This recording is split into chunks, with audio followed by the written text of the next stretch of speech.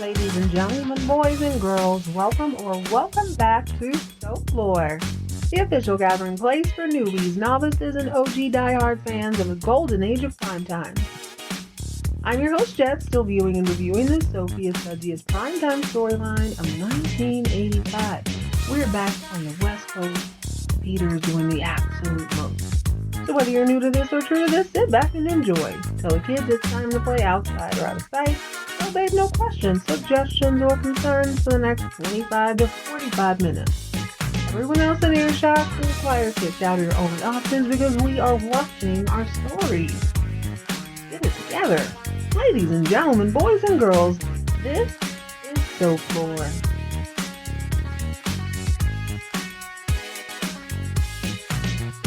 Hello, gorgeous. Welcome back to another fantastic, fun-filled edition of Folklore.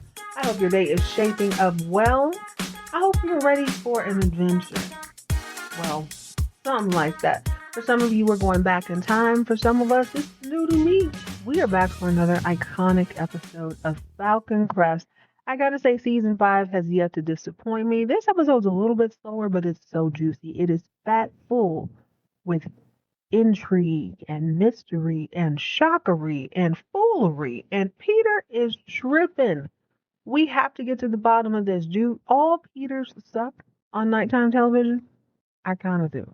Go ahead and pour yourself up something bubbly and bright. I think I'm going to try wine again just because it's here in my face. A little sippy poo. As we jump into season 5, episode 6 of Falcon, Crest, Sharps, and Flats.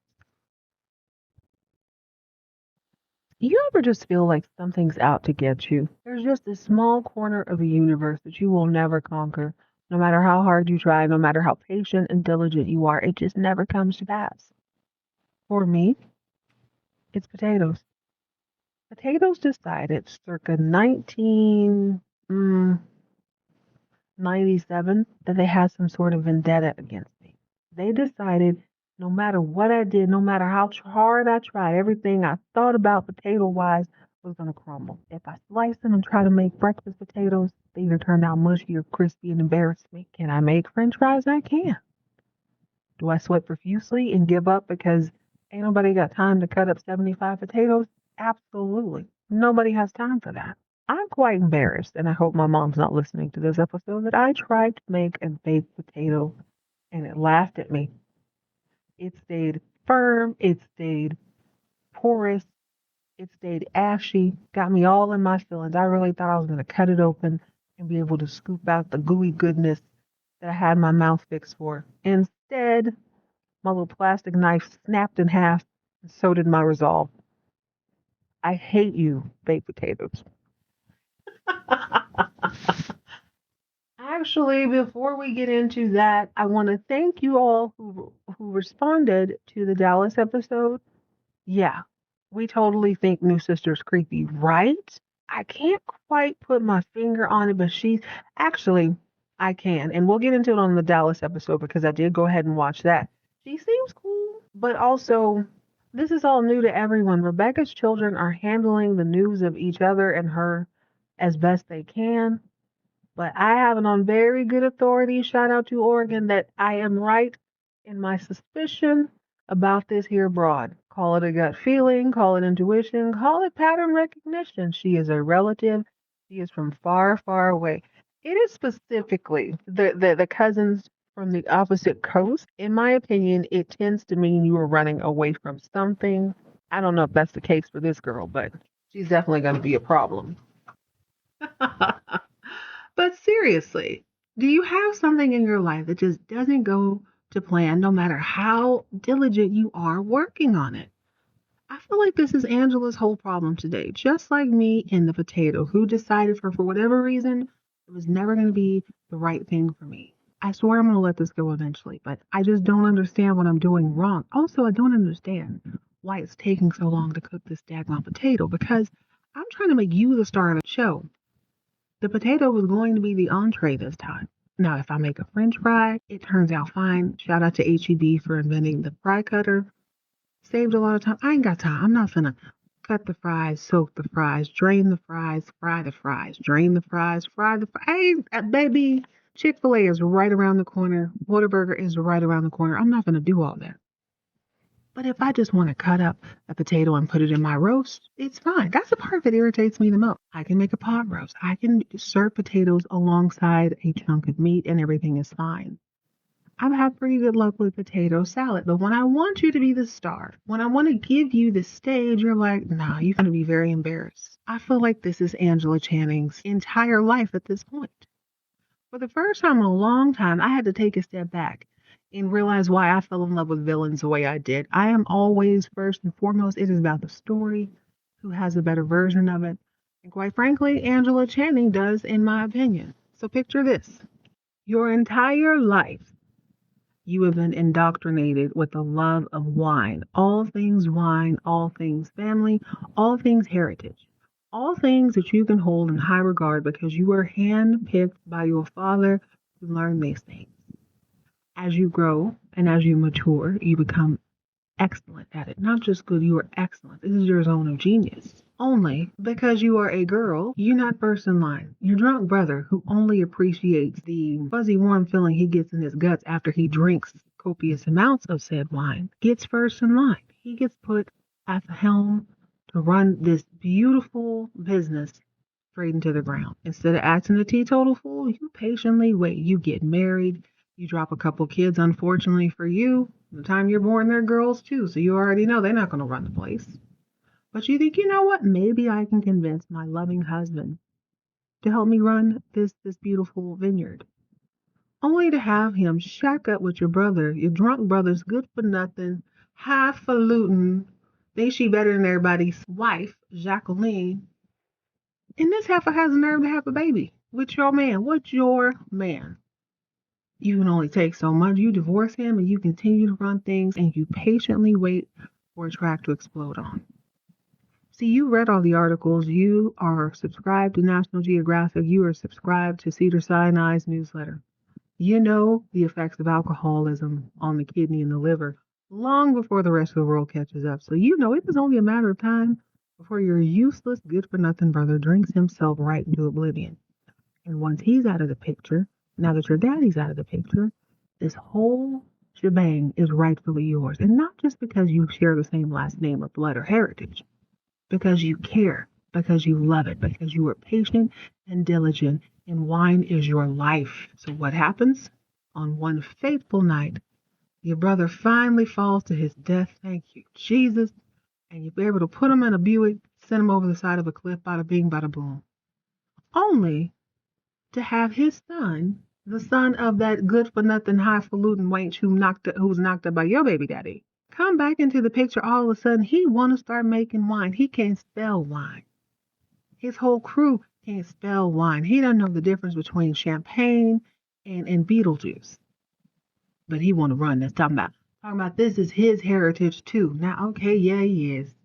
And you know he's your nephew because you'll have the same exquisite, tightly coiled perm, although his is natural. We won't need to go there. That's irrelevant. Mine looks better. But this man and his family continues to wreak havoc. You try to reason with them. You try to buy him out. You try to be a good auntie, but he's tap dancing on your nerves because at this point it has been 60 long years that you've waited for your chance to shine.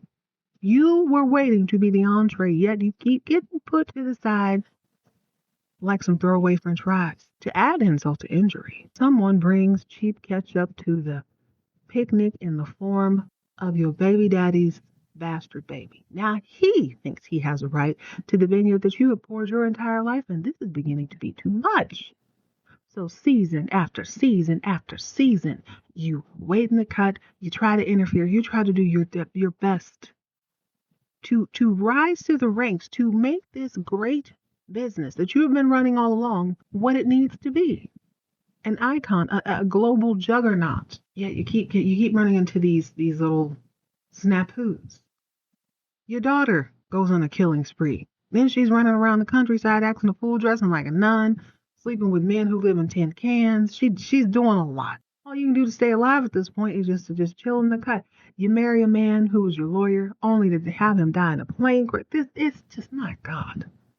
It's never ending. Then when you finally think, okay, fine, I will just be cool enough with these two idiots until they meet their demise. Fine, I'll be cool with my nephew and my baby daddy's bastard just long enough until something comes up because they're going to fumble. I've waited this long. I can wait a little bit longer. Only to have the neighbor lady from down the road show up, wanting to burn you and your family to a crisp just because your daughter got knocked up by her husband. Why is that anybody's business? It's all too much. It's been a nightmare.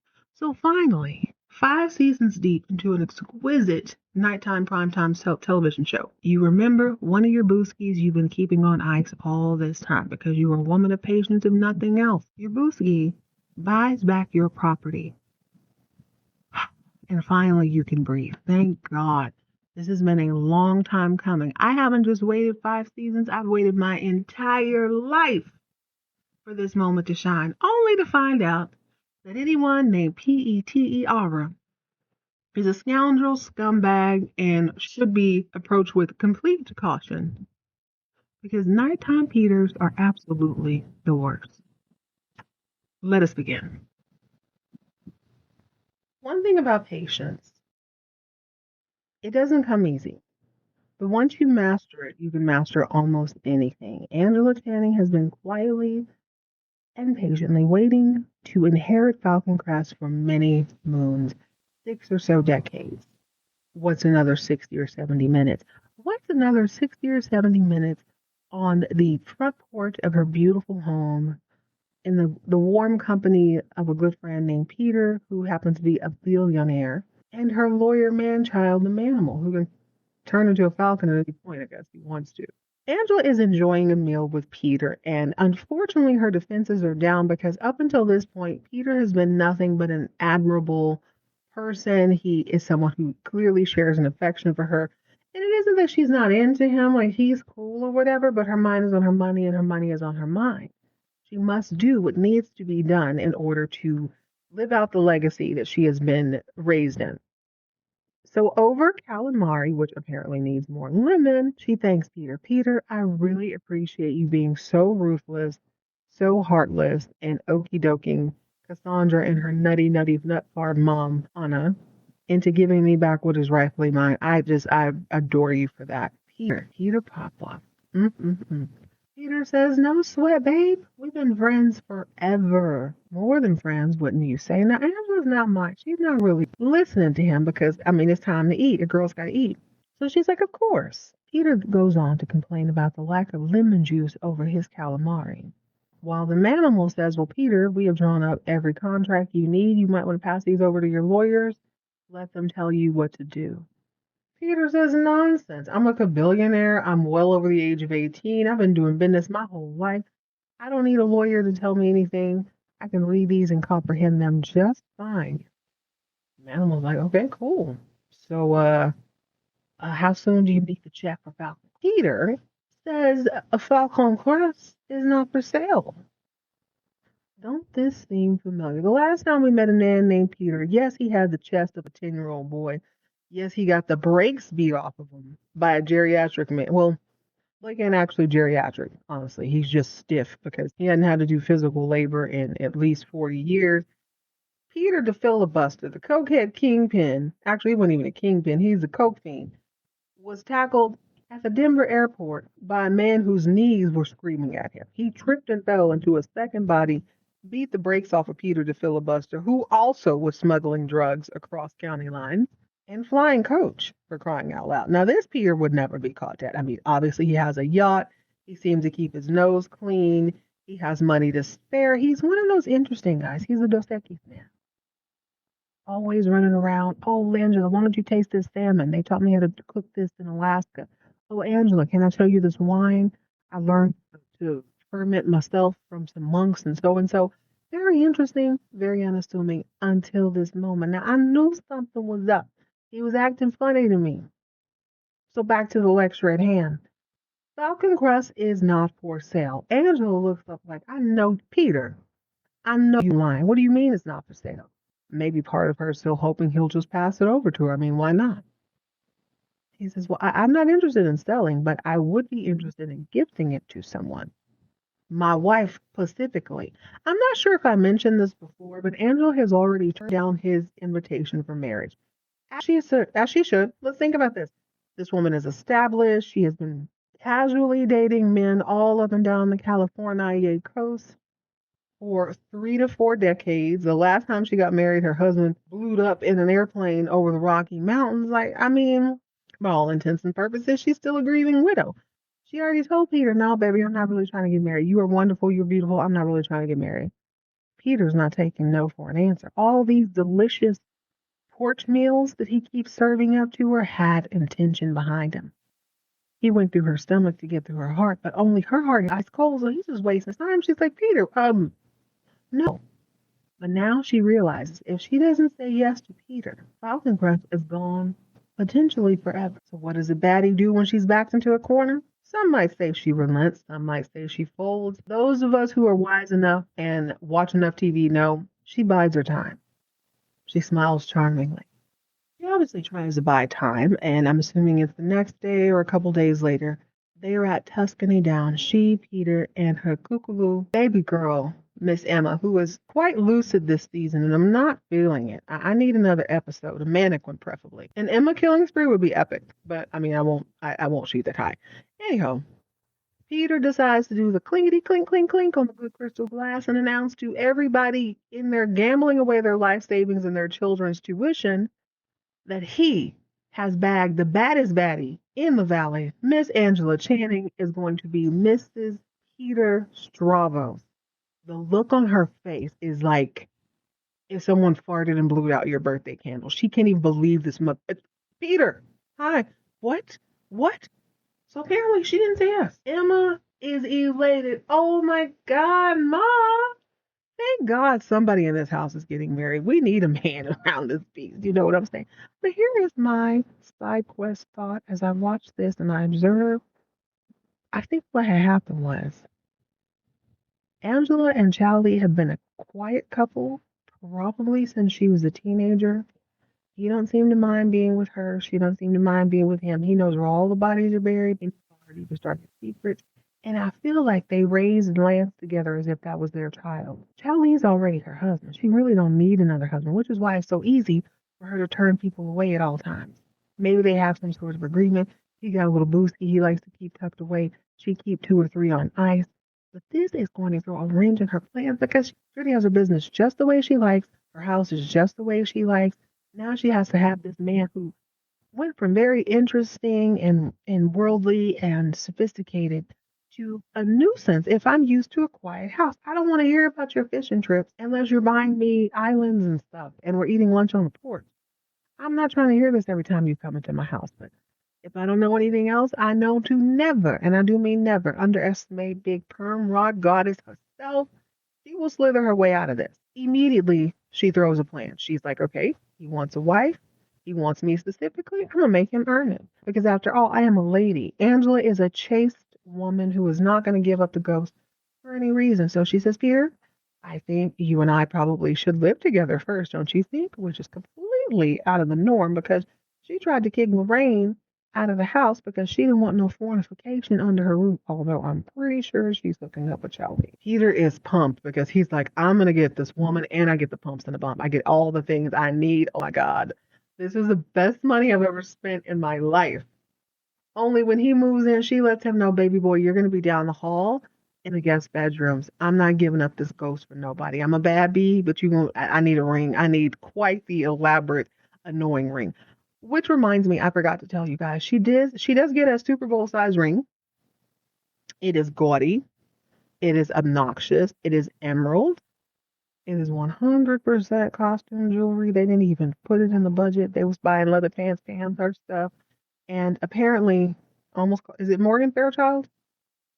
Or Marla May? Morgan, let's call her Morla Marble. Morla Marble has a crazier hat collection than I could have ever imagined.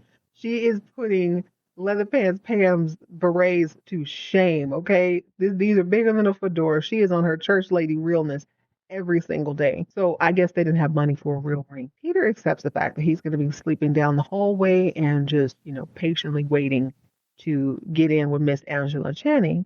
But then he starts Peter's getting a little bit comfortable. He starts bringing in this hideous art. She looks at sir. Why are you bringing in all these bold colors? Do you see how muted and bland my home is? I like my stuff bland. I like a plain canvas so that I can conjure up these wicked plans in peace. What are you doing? Peter's going to be a problem.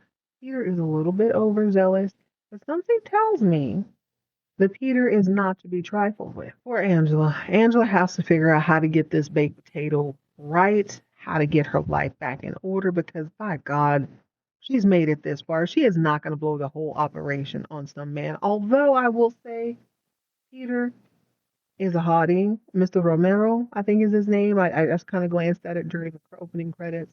He's a baddie. He's good looking himself, but he's one of those people you need to give a project. I had a friend getting married several years ago, and her future mother in law was a little bit intense. It was very clear to me that this mother in law in particular did not have the wedding she wanted. She probably had the wedding someone told her to have. So when it came to my friends, she had all these opinions. She was showing up with these different props and things. It was a whole thing. The way we were able to navigate this was by giving her an impossible task. I need you to find XYZ to these measurements, to this, that, and the third, giving her this impossible task. Now, yes, did it require a lot of unnecessary phone calls? Yes. Send those to me. I can handle it. I don't take pride in deceiving people. I don't. But also, she was going to ruin the freaking life. It was going to be hideous. We gave her the impossible task, and she was worn out enough to not throw her overly zealous opinions into the mix at all times. Angela's going to do the same thing with Peter. Pedro is not going to give it up that easily. He is not going to be satisfied if he didn't have something to do. This is a man who travels the world all the time. This is a man who tends to get what he wants. I think as long as she can give him a super impossible quest every 2 or 3 months, she can keep him on the leash as long as she needs to. Or at least long enough to put him in a Buick and send him over the side of the mountain. That seems to be the only fail-safe on this series. This episode feels a lot like a charcuterie episode. There are small little bites and bits. Everybody has a little nibble, a little bit, a little bite of something to give, but not quite enough to make a full meal out. We have to start, per usual, with our bit players. Mind you, this is the second thing I've talked about. I don't know what I'm saying as far as starting with, but let's just go with this, okay? Pasta Panty Droppers, Father Flyingness, aka Father Christopher, is still trying to make sense of all this. However, he hasn't seemed to have lost any of himself. I will say this about this kid. His government name escapes me, the actor. I will 1000% pursue other shows that he's on. I liked his acting style. He's very intense without being pretentious. God, I'm trying to think of who he reminds me of. Ooh, Christian Bale without the intensity. He's kind of on that level. I'm liking what I'm seeing when I see him. Anyhow, this episode, it is not lost on him that his big sister, Cassandra, feels a way about him being born. Now, with him being a priest, or maybe he was just a sensitive person, maybe he has a very high emotional IQ. He understands that she is dealing with something very similar to what he is, but probably on a level that he can't even imagine. Yes, he was lied to about his birth parents. Yes, he has lived in a convent. Yes, he's had an entire family his whole life. But when you compare that to believing that someone else murdered your dad only to find out it was really your mom, and that she was willing to take the truth and skew it in a way that would shape your entire life. You're on this hideous mission to destroy a person who really didn't have anything to do with anything. Both of these children have to come to terms with who their father was and the choices that were made because of who he was. Father Christopher manages to corner Cassandra at some point and say, hey girl, look it. I understand you're going through what you're going through, but I meant what I said when I ran up on you the other time. She's got a little bit of an attitude. She's like, don't think I won't have you arrested with the quickness. I have no qualms about putting you in cuffs. He's like, be that as it may, it's going to take the cops a few minutes to get here, so I would like to talk to you in the meantime. In between time, big sister, I'm here for you. If nothing else, I want to get to know you. I know you going through things. I happen to have studied in missionary school or whatever. I understand human emotions is kind of my thing. That's what I do. So if ever you want to talk to your little brother, or you just want to talk to a priest, I'm here for you either way, baby girl. Just could you not send the cops to me? Something he says sinks in, and she's like, well, hell, I mean, Kid's pretty innocent. He's even more innocent than I am. He has nothing to do with this. She says, you know what? I'll think about it, baby boy. I will think about it. He's like, bet. That's all I need. She's also probably struggling with the fact that at witnessing him at firsthand when she walked into Angela's demon lair, aka her library, she probably looked over and thought, damn, he's fine. I'm not gonna think anymore. I'm not gonna think anything past that, but he is attractive.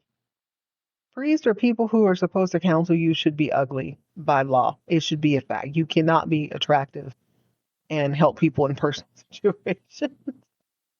Just kidding. Okay, let's move on to something a little more fun. Let's go back to my girl Angela because this baked potato comparison, I don't know why it hit home. Maybe because my feelings are hurt because I think it's so freaking ridiculous. It's one thing to lose Falcon Crest. It's one thing to have it dangled in your face. It is quite another to have a man force you into a marriage you have no intentions of being in, but then announcing it at your ex-husband's bastard's business in front of your kookaloo baby girl. Now she's got it in her head. She wants to turn your whole marriage into a Mickey Mouse affair. She wants to turn it into Disneyland. She's coming up with all sorts of ideas you had no intention of. What do I look like getting married in cotton candy pink, Emma? She didn't say that. Emma didn't say that. But Emma is basically like, girl, I am going to be the wedding planner. I have everything perfectly planned out. Mind you, this is the second wedding Emma has been in without ever being married herself. So she's got to live vicariously through somebody at some point. I understand where she's coming from.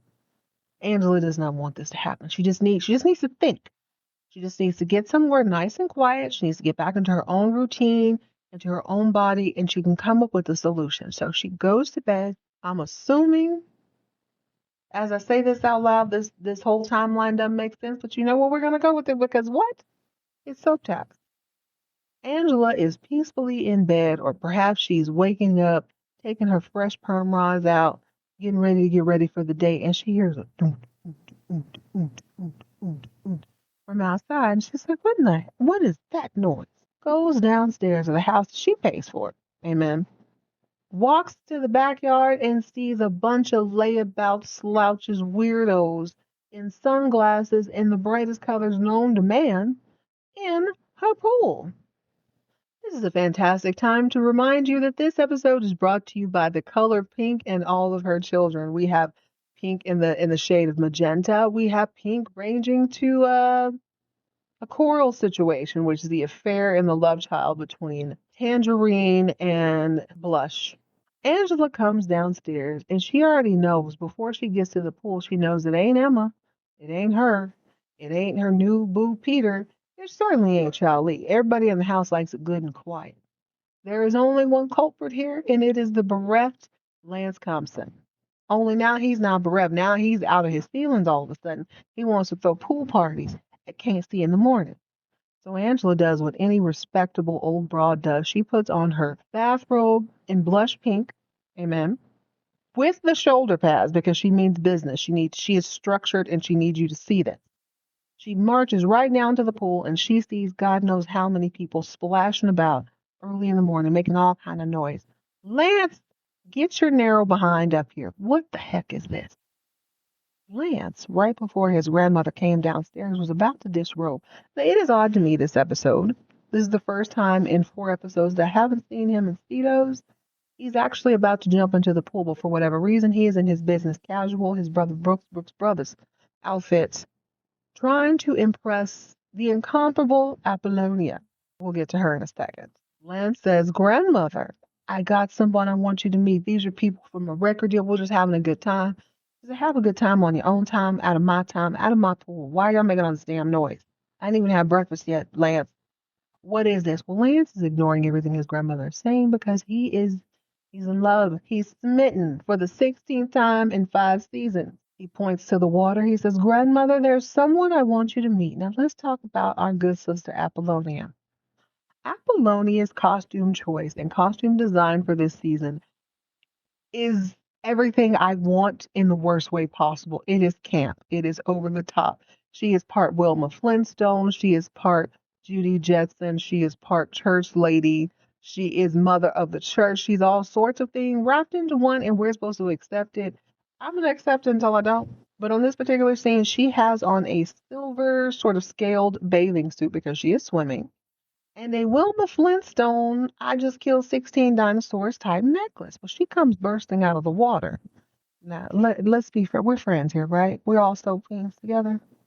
I think Angela is from the school where, like, baby, you look a little darker than Italian. What is your ethnicity, baby?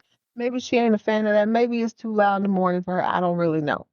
But when Lance says, Grandmother, I need you to meet the musical genius of the 1980s, nobody will be bigger. Mark my words. Miss Apollonia. It is at this point that a way, way, way over it. Angela says, Lance, let me holler at you for a second. Pulls him to the side. Get your little lounge friends out of my pool. Get these bums and cutthroats out of my house, off my property. And another thing, I don't want to see you hooking up with Babylonia anytime soon. That's what I won't stand for. So you know immediately that makes Apollonia 10 times more attractive. Angela can see the look in his eyes. She said, I'm not playing with you. If I see cornucopia around here again, it's going to be a problem. It's like, all right, Grandma, bet. As soon as she leaves, his chest swells up. He starts talking cash crazy. And mind you, this whole time, Apollonia's got her hand out waiting for Angela to shake it. Eventually, she's like, F that. Somebody bring me a towel. Jumps out of the pool. And Lance's like, I don't care what my grandmother says. You're going to be the biggest thing ever. He's still in his pool. Brooks Brothers books. They dive into the pool. We get to see Apollonia a few more times this episode, and she is sponsored by the color coral. It is bright. For whatever reason, she's in her home. This is where being a millennial is a little bit of a struggle. Nobody gets fully dressed in their house to work out. We don't even get fully dressed to leave our house 9 times out of 10. Not anymore. Maybe once upon a time, but not in your house. In my house, it's casual. Nobody needs to know what I look like. Nobody needs to judge me. I need to be as comfortable as humanly possible. Not Apollonia. She is doing sit-ups. She's trying to maintain her summertime fine trim figure so that when she blows up on Billboard, everybody will see that she's been that girl. She's going to look amazing. And she decides to do it in a tangerine or coral-colored leotard. It is super bright. It looks amazing on her skin. Hair completely teased and sprayed. So she's doing all these sit-ups and crunches and stuff. And Lance is going on and on about how he's going to make sure that she reaches the top. Now, he's not only saying this, he's putting where his money, where his mouth is. He is more than happy to foot the bill because he believes in her, just like JR, just like Gary, just like New Chin Kenny. They're going to make this girl a star, okay? So Lance pounds the pavement. He gets in his little 2-seater. He goes to every record company on the West Coast. They put in her tape. They close it. They listen it. After 10 seconds, they're like, oh, this is whack. Pass him back the tape. It is so interesting to me that all we see is these people's hands, and it reminds me of like QVC models. You can say a lot with just the hands. Anyway, most people are saying, this sucks. We don't want anything to do with you. Where Lance is discouraged, Apollonia is not. The piece de resistance of this entire episode is the montage we get of Lance going in and out of different record companies who are turning him down left and right. But it's irrelevant because this is all set to the backdrop of Apollonia in the studio. She doesn't disappoint either. This is full 80s glam, so she's got on the asymmetrical dress. Once the left side is a party girl, the right side is business casual. So she's got the poof puff prairie sleeve in like baby blue. No, it's not baby blue. Cobalt lame. She's got the puff sleeve on one side. On the other side is bare shoulders. She's got the clip-on dangly diamond earring on the bare shoulder side. The other one is all business. So you hit her from the left or the right, you don't know what you're getting. But what I did notice, that within this studio, we've got some of the hottest 80s drummers and synthesizers and piano keyboard players money can buy. They are all 80s. The dude drumming is in a Muscle Man tank top. And Apollonia, for whatever reason, despite her being in the studio, she is wearing a Britney Spears microphone. If you know, you know. I can admit I haven't always had a great relationship with Britney Spears. I was incredibly jealous because she was with Justin Timberlake as I was a kid. But as I've gotten older, I've gone to appreciate all of the millennial artists because they gave us the 1-2 step and they were singing. They could sing live at the drop of a hat. Not Britney, but you know what? She could do what she do. She is who she is. She did what she did, and her microphone is iconic. Now, why you would need a Britney Spears microphone in a studio and not a studio mic, I'm sure I don't know. But Apollonia is singing, and unfortunately for me, it was not. That's right. I'm pleased to meet you. It was not the song I grew up on. See, I need you to understand something. It's going to take me a few episodes to drop the Apollonia I have in my mind because that girl that I know is a certified nasty girl. She's pleased to meet you. She's not always going to tell you her name right at first. She enjoys the ambiance of mystery. She enjoys playing a little bit of a game. She needs a man who's going to love her like she's never been loved before. She is willing to express that love, even on a limousine floor. It could be that she's used to sailors. You know what I'm saying? I think a lot of them have water on the brain. Apollonia thinks they've got more water upstairs than they've got sugar on the candy cane. It's been a long time since she had a man that did it real good. If you ain't scared, take it out. She'll do it like a real live nasty girl should. 'Cause tonight, living in a fantasy, on a nasty world. Tonight, don't you want to call on me? Do you think I'm a nasty girl? It's my song. That's not what she's giving this episode. It's okay. Dare I say it? CG might be in the running for best song, although I think Afton has the best voice. And if Lily Mae drops a song this season, it's over for all of you whore But in the meantime, in between time, Apollonia is she's encouraged by Lance's tenacity. She is emboldened by his ability to not be dismayed by her not getting a record deal. She's used to rejection. She's a true artist. He's not really used to rejection. But whatever, his effort in her mind determined that, you know what? She's a nasty girl.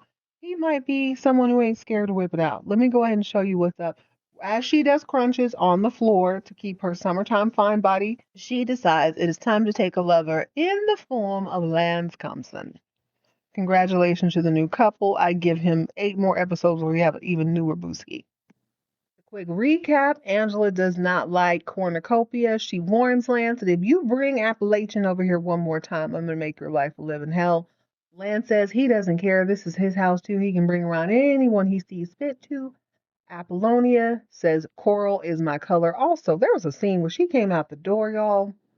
And I swear to you, the hairstylist is very, very niche. As in, I don't do the whole head. I am an expert at bangs. So I'm gonna give her these killer bangs, but then I'm gonna throw the rest of it up in a braided basket a la Church Lady 1992. She looked like Mother of the Church, like she wanted to get up and do an Easter speech. Apollonia's hair looks crazy most of this episode. But that is what it is. It don't matter. She's still a legend. She's still a legend in my opinion. We're gonna let her live. Let's slide on over to Richard. So Richard is in his broke boy era, right? But because his reputation precedes him, he has the privilege of not everyone knowing that he is the total broke boy. So Morgan Fairchild, aka Lawyer Jordan, is trying to quietly find funds and people and funders, I suppose is how you say, to get Richard's life back on track. Only it's not going so great. It's not going real well. They go to Tuscany Downs, and Aunt Terry, aka everybody's favorite side chick, is popping off in coral herself. She's in a very bright top. She feels a need to gloat because Michael's money was apparently low. Now I'm trying to figure out where Michael's money came from. I know he got $5 million from his Aunt Jacqueline, but where did the rest of it come from? There's no way he was a billionaire as a doctor. I'm sure he was doing well. He's not struggling by any means, but he definitely wasn't making 80, 90,000 million, 80, 90,000 million. You know what I'm saying? He wasn't making that kind of money. Terry goes to stunt in front of Richard, just reminding him that he is broke and she is richy, richy, rich. And if he wasn't such a douchebag, she might help him out. He does convince her by the end of the episode that he's going to, I could use a little money, Terry. Why don't I make you a partner? At the end of the day, I'm all about my business. And that makes sense to her. He is a businessman. He's going to do the best thing for himself. What she doesn't know is unbeknownst, well, what she doesn't know is that Richard has decided that a whole nother way of collecting money would be to skim off the top. So he hires but you remember the bodyguard I mentioned last time we talked about Falcon Crest, the one who just sort of watched him as he got shot. Granted, that was a plan that he would get shot, but also the dude was a terrible actor after he got shot. Richard decides he needs to be the head of security. He needs to be in the money pit. He needs to be in that room as all the money is counting. So he says, terrible bodyguard, how much money do you think flows through the place like this? Well, terrible bodyguard has worked in businesses just like this before, and he says, oh, easily million and a half every day. Richard says, what say ye we skim just a little bit off the top of that?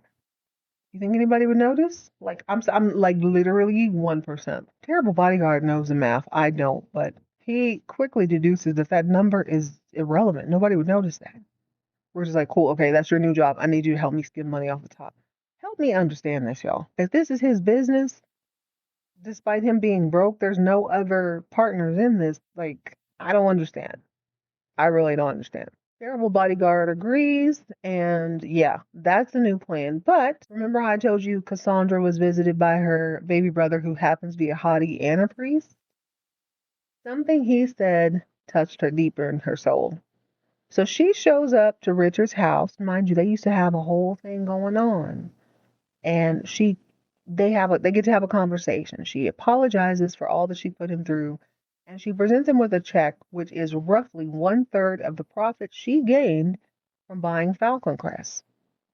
Richard is not offended because, not for nothing, he is used to sleeping with the enemy all the time. He likes to have his cake and eat it too. So he understands where she's coming from, although he wishes she had included him, and he tells her as much. I wish you'd let me know what you were up against. I would have happily helped you destroy Angela Channing. She says, Richard, listen, as closer we got, the more I wanted to tell you. However, you don't know my mama like that. My mama is wild, and she would have never accepted that. So I'm sorry, but this is me trying to make amends. I really just want you to have this here money. He looks at the check and he's like, by George, I can eat this week. Let me do this. Let me go back to Lance real quick. For whatever reason, Lance decides he really wants to get back in at the Globe. That's going to be his end to make sure that Apollonia's career is properly funded. So he goes back to his grandmother's house and he's like, Grandmama, I want to just make sure that there are no sort of strings attached to me being the leader at the Globe. And she's like, of course not, Lance. No and yes. The only thing is I need you to leave Abercrombie and Fitch alone. He's like, her name is Apollonia, and I'm not leaving her alone. She says, I know her name is Albacore. That's what I said. But I need you to leave her alone and focus on the glove. That's your problem, Lance. Every time I turn around, you got a new girlfriend. What do you expect me to do? I can't remember all these names. I'm old, okay? Lance gets pissed, almost throws a finger at her. He promises, okay, I'll leave everybody alone, I promise. Promptly goes outside to where Apollonia is in one of Morgan Fairchild's Happy Easter outfits, including a straw hat and coral and a matching dress, where they kissy boo boo face, and he basically lets her know, baby, I ain't letting nothing get in the way of your career. It's me and you against the world, baby. Apollonia is into it. So we can't talk about Father Christopher, aka Pastor Panty Droppers, without talking about bad girl Melly Mel. Per usual, she and Cole are having issues. They're about to go have a scrumdiddlyumptious dinner when Cousin Robin, who accidentally on purpose fell down the steps last week, comes strolling in. She's supposed to be chilling in her bed. She's on bed rest. Only she has somewhere to go, so she's dressed like a reformed schoolgirl who has changed her ways. And she says, I'm so sorry to interrupt you guys. I just want to let you know I'm heading out. I'm going to Lamaze class. Cole immediately flips the script. We ain't going to dinner, Melissa. You need to leave. You need to calm down. Melissa's like, now what does her breathing have to do with us eating steak? Well, the truth finally comes out. You see, when Cole knocked up Melissa, he didn't get to enjoy the benefits of being a quote unquote pregnant dad.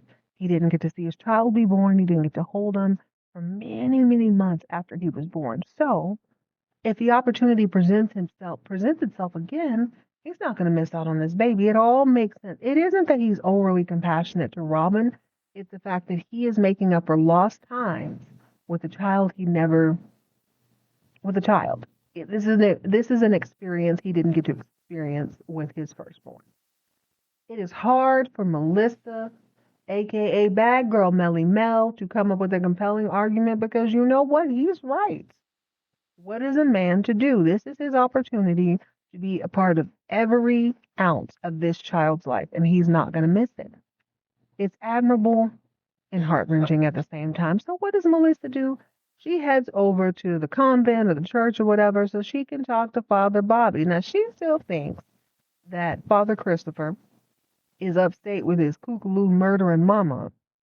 So she was more than willing to just talk to Father Bobby. And Father Bobby gets there and he lets it slip that Father Christopher is back. And she's like, well, I mean, I really didn't want to talk to you. I was settling for you. But if Christopher's here, I'd rather talk to him. Christopher's chilling in a library that I'm so envious of. Father Bobby goes in to get Father Christopher. Father Christopher lets Melissa walk in. And then he fastens the door to let anyone walk in and interrupt their session. Now, I didn't know what was going to happen based on how slow they were walking. He knows she's into him. She can assume that he's into her. After all, she is the baddest of the baddest in the valley. Seduction is like breathing to her, so she probably knows, but I think they're both holding that. Well, he's a good talker, and he's a good listener. So they talk all through the night about what is going to happen, what she should do about Cole, just hearts and feelings and all these things. And we find them the next morning walking out giggling and sniggling. Now, he don't have on his father panty dropper collar. It's gone. Excuse me, that's a holy collar. He ain't wearing that. So I'm like, well, what? I don't know. It's probably easy to come out. It's probably pretty stiff, probably uncomfortable. I don't know why he took it off. But Father Bobby clocks that he's not wearing it as Father Christopher walks Melissa out to her little two-seater. It is very, very clear that feelings are on at least one side of the aisle. It's clear to Father Bobby that Melissa has a crush on Pastor Panty Droppers. So once she leaves, Father Bobby says to Pastor Panty Droppers, listen, my dude, I know you're new to this. I know you're not true to this, but I need you to understand you're going to have to fortify yourself in a different way because these broads are going to be coming out of the woodworks, period, point blank, for a long time. Now, I'm not as hot as you. My vice was alcohol. I couldn't turn down a cocktail, but I figured out how to do it. I need you to figure out how to turn down telltale because these girls are going to keep flowing through here one way or another, especially bad girl Melly Mel Melissa Grady. She's the baddest in the village. I've been told you, nobody holds a candle to her confessions, okay? Father Christopher's just like, dude, relax. I got this. All right, ladies and gentlemen, let's get back to the Giobertis because things have gone down. Our regular little docile Maggie has turned heel. She is pissed and she ain't afraid of it. See, the thing about losing your memory is that you may not have the memories, but you still have the emotions, you still have thoughts, you still have the instincts, right? But part of losing your memory means you lose the way you coped with those things before. Maggie is off her mommy juice. I'm going to tell you that right now. She is not drinking copious amounts of wine. She ain't on whatever Quaaludes or whatever she's been on. Whatever that kept her tranquil for umpteen years, she ain't on that, so she has no choice but to feel these feelings now. And when she saw Connie Giannini after she put 2 and 2 and 3 together, she said, okay, this will help us run the game on me. Now I see it. Chase is playing a weird little game, though. So last we left, Maggie had decided to move back into the house because she felt away. She felt like Chase really loved her, and she could feel the affection she had for him. On this episode, at the top of the show, we find them in the middle of a heated argument because when last we left, she pulled up in a Chevy Bel Air to see Connie Giannini and her man and some old man talking like everything was sweet, like they was best friends. She was like, oh, okay, you want to play in my face. That's what you want to do. So this Maggie is not tranquilized. She decides to raise hell. They go home and they going off. Chase comes out with that hideous denim vest. It was, I'm certain, is pissing Maggie off even more. And he says, you're overreacting. There's nothing going on. Maggie says, how come I feel what I feel, fool? There's no reason for me to feel a way about a woman who has nothing to do with my husband. If I don't even have the memory of it, something's wrong. My body is telling me something is wrong. He's like, well, maybe Connie had some non-platonic feeling towards me, but that is, I am living guilt-free. Is that so? Max says, okay, well, that's cute. You go ahead and you live guilt-free, but I know something went down. I can't believe you let her play on my face like that. That's probably why I went to Richards. Now, she gonna start switching up the stairs. You gonna see this. She's sashaying up the stairs, and he's like, what is that supposed to mean? She says, it means that maybe I saw you and Connie. Maybe I figured out you and Connie had a team going on, and maybe I went to Richard's house to be non-platonic. Chase don't want to hear it up there. Trip.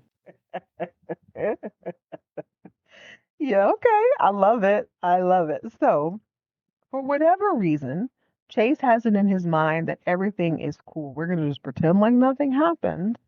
And I'm going to invite Connie and Champagne Poppy over to the house. And Champagne Poppy is a dude from Europe who knows how to make the best champagne. He and Connie apparently had a little bit of a team. We learned this through a casual stroll through the vineyards at Connie's crib, where she is once again sponsored by the color pink in magenta. Super bright, super gorgeous, like a true magenta colored dress. She tells Chase, yeah, she had hooked up with this dude. He wasn't a fan when she left him, but now he's a fan. He believes in the product. He believes in her work. And she believes in him. So this is a win-win-win across the board. Cool. Chase invites Connie Giannini and Champagne Poppy over for dinner. Connie is wearing bright colors. Maggie mad as hell in cool colors. She's in deep blue. She ain't smiling. She's giving everybody the side eye. I know it is ice cold on her side of the table as they chatter, chit about how wonderful the wine and champagne is. Because she's waiting for the proper moment to flip that table over a la Teresa Giudice. But she plays it cool long enough. After the dinner, something is just tap dancing on her. I almost feel the same way. Like, I can make potatoes anytime I want unless you want to be the entree. I feel like you're playing in my face. I feel like this is a setup. Maggie goes to sleep, and don't you know it, bam! She has an aha moment in the middle of the night, wakes up, keeps that same energy. She's not on mommy juice. She's not on Quaaludes. She's not on Xanax. She marches right down to the vineyard, right through that joke of an office slash break room, into the room where she saw her man buttered up, rubbing up, flipping down Connie Giannini in a cheap yellow dress. She burst in there like she ready to fight, like it's Jerry Springer circa 1996. Chase, you think you're playing in my face? I know you were rubbed up on that heifer. I know you was kissing all along Connie Giannini in her cheap yellow dress. Chase comes around the corner like he was doing something. They never actually talk about it, but he was obviously doing something around that corner. Ain't no telling. But he's like, no, baby, see, I really wanted you to remember. That's why I invited Connie over for dinner. She's like, yeah, I remember. I remember you kissing this wench.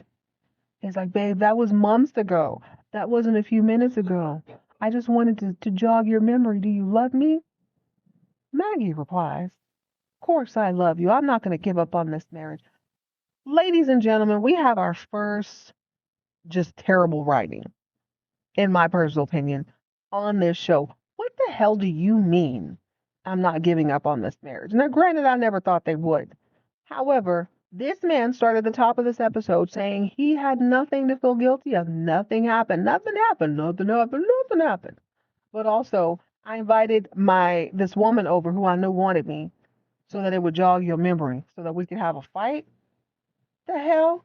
Either way, Maggie is fired up. And so now, ladies and gentlemen, we are supposed to believe that she and the aviator Adonis are Gucci and golden. They lay up in the bed, lay up in a teenager's white bed, by the way. And in Chase's full button-up, button-down pajamas.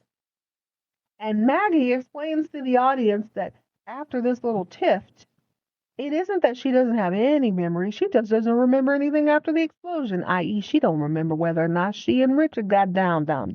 Chase still doesn't want to hear it. All Maggie says, I mean, maybe we did. Maybe we were having an affair. I don't really know. But all I know is I don't remember a single thing after said explosion. Which doesn't make sense because she and Richard definitely hooked up before the explosion. So she remembered. Playing in my face, Falcon Crest. You're playing in my face. All right, guys. I think that's it. That's all for this episode. Like I said, it was a little bit slow, but I trust this show so well. I know that they're going to be building up. Now we got Angela with several problems.